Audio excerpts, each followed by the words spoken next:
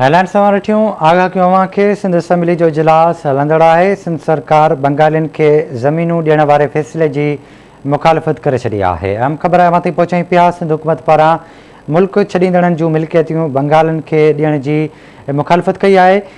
इस्माइल राव जो चवणु आहे त ज़मीन कंहिंजे पीउ जी न पर सिंध जी मिल्कियत आहे। सूबाई वज़ीर नासिर हुसैन शाह जो चवणु आहे त PTI सरकार खां सिंध हुकूमत हज़म न पई थिए। सिंध जी ज़मीनुनि ते फ़ैसिलो सिंध हुकूमत ई कंदी। आगाह कयूं पिया। अहम ख़बर आहे सिंध असेंबली जो इजलास हलंदड़ आहे। सिंध सरकार बंगालियुनि खे ज़मीनूं ॾियण वारे फ़ैसिले जी मुखालिफ़त करे छॾी आहे। सिंध हुकूमत पारां मुल्क छॾींदड़नि जूं मिल्कियतूं बंगालियुनि खे ॾियण जी मुखालिफ़त कई वई आहे।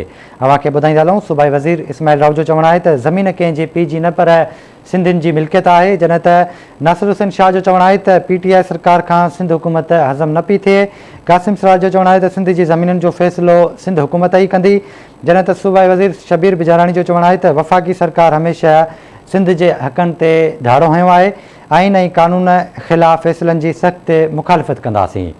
आगाह कयूं पिया। अहम ख़बर आहे कराची मां सिंध असेंबली जे इजलास में सिंध सरकार बंगालियुनि खे ज़मीनूं ॾियण वारे फ़ैसिले जी मुखालिफ़त करे छॾी आहे। सूबाई वज़ीर नासिर हुसैन शाह जो चवणु आहे त PTI सरकार खां सिंध हुकूमत हज़म न पई थिए। ज़मीन कंहिंजे पीउ जी न पर असां सिंधियुनि जी मिल्कियत आहे।